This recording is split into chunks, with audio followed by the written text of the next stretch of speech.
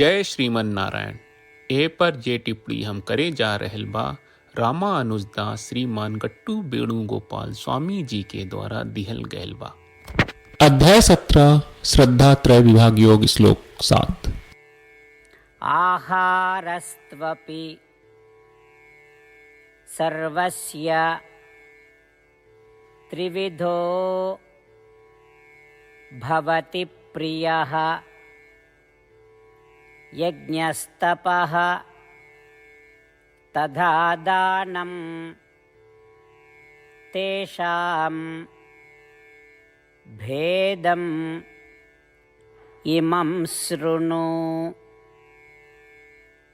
ओम। गीताचार्य श्री कृष्ण परमात्मा अर्जुन समेत हमनी सबके श्रद्धा त्रय विभाग योग सिखा रहल बानी। परमात्मा कह रहल बाड़न, हे अर्जुन, लोग जौन खाना खाला और जौन खाना पसंद करेला उ ओकर 3 प्रकार के प्रकृति के मुताबिक होकला, सात्विक, राजसी और तामसी। एकरा अलावा यज्ञ, तपस्या और दान भी उनकर स्वभाव के मुताबिक 3 प्रकार के होकेला। अब सुनी का हम वो 3 तरह के भोजन के बारे में बतावत बानी। ई कह के श्री कृष्ण परमात्मा 3 प्रकार के भोजन के बारे में बतावे के पहल कर रहल बाड़े। मनुष्य में सत्वगुण, रजोगुण और तमोगुण के अंतर के अनुसार 3 तरह के यज्ञ, तपस्या और दान के काम इनकर द्वारा कहल जाला और ई बात वो लोग के मिले वाला फल के अंतर पर भी लागू होला। श्री कृष्ण परमात्मा के शिक्षा पर ध्यान देत, श्रीमन नारायण के प्राप्त के लक्ष्य रखत और खाली श्रीमन नारायण के समर्पण करे के प्रयास करत हमनी के श्री कृष्ण परमात्मा के वचन के जैसे श्लोक के रूप में वा वैसने दोहरावे की कोशिश करी जा। आहारस्त्वपि सर्वस्य त्रिविधो भवति प्रियः यज्ञस्तप तथा दानं तेषां भेदमिमं शृणु। श्रीमद् भगवत गीता का पूरा सार श्री कृष्ण परमात्मा ने अध्याय 18वें के श्लोक 65 से 70 में 8 काम करे खातिर दिले बाड़े। श्री कृष्ण कहले, हम ओ लोगन से प्रेम करनी जो लोग इन 8 बातन के मान तारे। हम ओ भक्तन के हर तरह से रक्षा करब। श्री कृष्ण परमात्मा के द्वारा बोलल गईल संपूर्ण भगवत गीता सुनला के बाद अर्जुन कहले, करिष्ये वचनम त्वा, जेके मतलब बा कृष्ण मैं उही करब जौन आप कही। यही कारण बा श्री कृष्ण अर्जुन के हर तरह के सफलता आ विजय प्रदान करेले। आई परमात्मा के आपन व्रत देई कि हमनी के ये 8 गौ कर्म के पालन करी जा। ई वचन परमात्मा के देवे से बड़न कौनो पूजा, तपस्या, यज्ञ नहीं। हम 8 प्रण कहब जौन हमनी के करे के चाहिए। आप सब कृपया इन्हन के आपन दिमाग और दिल में सोची। श्री कृष्ण के आपन वचन देवे के ई तरीका में हमनी सबकी कल्पना करे के चाहिए कि श्री कृष्ण का चेहरा खुशी से चमकत बा और खुशी के एहसास करत बा। जय श्रीमन नारायण।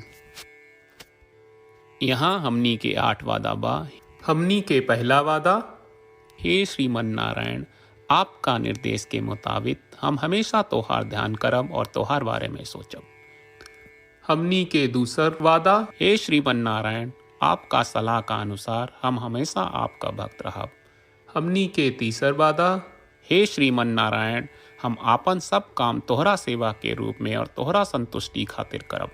हमनी के चौथा वादा, हे श्रीमन नारायण, जैस की आप माने के कहले रहलू, हमरा बहुत विश्वास बा कि हम आपके होई और हम हमेशा आपन दोनों हाथ जोड़ के आपके नमस्कार करब और आपकी पूजा करब।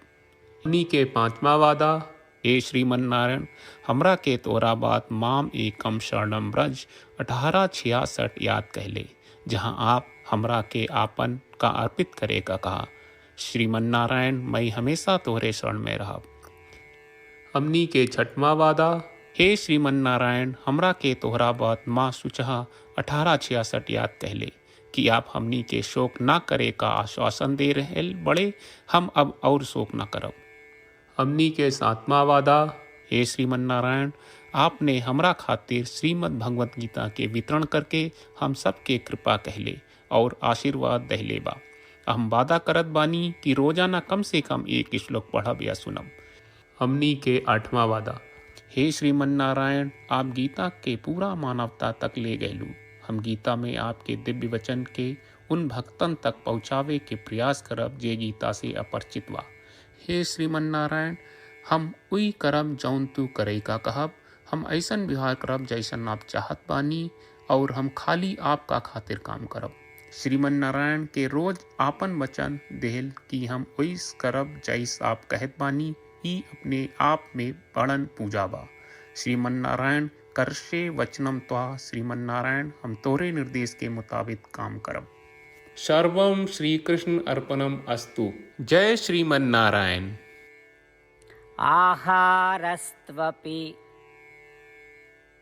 सर्वस्य त्रिविधो भवति प्रियः, यज्ञस्तपः तथा दानं तेषां भेदम् इमं शृणु। ओम। आहारस्त्वपि सर्वस्य त्रिविधो भवति प्रियः, यज्ञस्तप तथा दानं तेषां भेदमिमं शृणु।